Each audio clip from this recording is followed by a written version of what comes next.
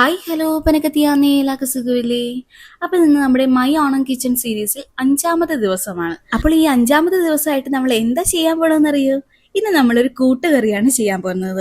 ഓണസദ്യക്കൊക്കെ വിളമ്പാൻ പറ്റിയ ഒരു അടിപൊളി കൂട്ടുകറിയാണ് നമ്മൾ ഇന്ന് ചെയ്യാൻ പോകുന്നത്.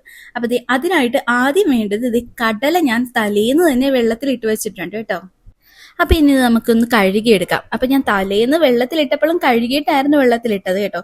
എന്നിരുന്നാലും നമുക്ക് ഒന്നുകൂടി ഒന്ന് കഴുകിയെടുക്കാം.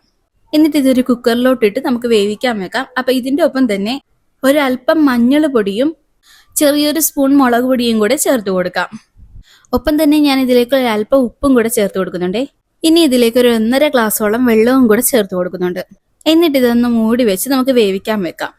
ഇതൊരു 5 വിസിൽ നമുക്ക് കേൾപ്പിച്ചെടുക്കാം കേട്ടോ. അപ്പോഴാണ് നമ്മുടെ കടല നല്ലതുപോലെ ഒന്ന് വെന്ത് കിട്ടുന്നത്. അടുത്തത് ഞാൻ ഇവിടെ എടുക്കുന്നത് പച്ചക്കയും ചേനയുമാണ്. അപ്പൊ ഇത് നമുക്കൊന്ന് തൊലിയൊക്കെ ചീവിയെടുത്ത് ഇതൊന്ന് അരിഞ്ഞെടുക്കാം കേട്ടോ.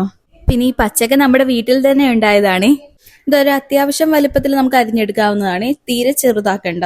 എന്നിട്ടൊരു ചട്ടിയിലേക്ക് നമ്മൾ അരിഞ്ഞു വെച്ചിരിക്കുന്ന പച്ചക്കയും ചേനയും കൂടെ ചേർത്ത് കൊടുക്കാം. എന്നിട്ട് ഇതിലേക്ക് ഒരു അല്പം മഞ്ഞൾ പൊടിയും മുളക് പൊടിയും ആവശ്യത്തിന് ഉപ്പും കൂടെ ചേർത്ത് കൊടുക്കാം. ഇനി ഇതിലേക്ക് ഒരു 1/2 ഗ്ലാസ് വെള്ളവും കൂടെ ചേർത്ത് കൊടുത്ത് നമുക്ക് ഇതൊന്ന് ഇളക്കി വേവിക്കാൻ വെക്കാം. അപ്പൊ ഈ ഒരു സമയം കൊണ്ട് നമുക്ക് ഇതിലേക്കുള്ള അരപ്പ് റെഡിയാക്കാം. അപ്പൊ അതിനായിട്ട് ഞാൻ കുറച്ച് തേങ്ങ എടുത്തിട്ടുണ്ട്. ഒപ്പം അതിലോട്ട് ഇട്ട് കൊടുക്കുന്നത് ജീരകമാണ്. ഇനി ഇത് നല്ലതുപോലെ നമുക്കൊന്ന് അരച്ചെടുക്കാം. നല്ല പേസ്റ്റ് ആയിട്ട് തന്നെ അരച്ചെടുക്കണം കേട്ടോ.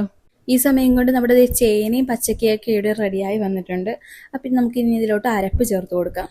ഒപ്പം തന്നെ നമുക്ക് ഇതിലേക്ക് വേവിച്ച കടലയും കൂടെ ചേർത്ത് കൊടുക്കാം.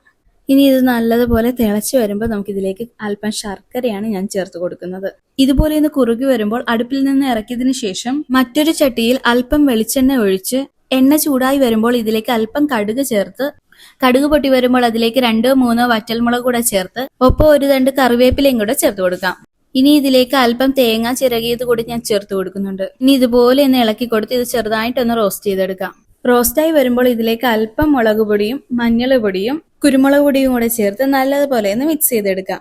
എന്നിട്ട് ഈ കൂട്ട് നമ്മൾ നേരത്തെ തയ്യാറാക്കി വെച്ചിരിക്കുന്നതിലോട്ട് ചേർത്ത് കൊടുക്കാം. എന്നിട്ട് നല്ലതുപോലെ ഒന്ന് ഇളക്കിയും കൊടുക്കാം. അങ്ങനെ നമ്മുടെ കറി ഇവിടെ സെറ്റ് ആയിട്ടുണ്ട്. അപ്പൊ ഈ ഒരു കൂട്ടുകറി നിങ്ങളെ ഓണസദ്യയിൽ തീർച്ചയായും ഉണ്ടാക്കി നോക്കണം. അപ്പൊ ഇന്നത്തെ റെസിപ്പി നിങ്ങൾക്ക് ഇഷ്ടപ്പെട്ടെന്ന് വിചാരിക്കുന്നു. ഇതുപോലെയുള്ള ഓണം റെസിപ്പികളുമായി നമുക്ക് അടുത്ത ദിവസങ്ങളിലും കണ്ടുമുട്ടാം. അപ്പൊ ഇന്നത്തേക്ക് ഇത്രയേ ഉള്ളൂ. വീഡിയോ ഇഷ്ടപ്പെട്ടെങ്കിൽ ലൈക്ക് ചെയ്യുക, കമന്റ് ചെയ്യുക. ഇതുവരെ സബ്സ്ക്രൈബ് ചെയ്യാത്തവരുണ്ടെങ്കിൽ ഒന്ന് സബ്സ്ക്രൈബ് ചെയ്ത് കൂടെ സപ്പോർട്ട് ചെയ്യണേ. അപ്പൊ എല്ലാവർക്കും tata bye bye, see U.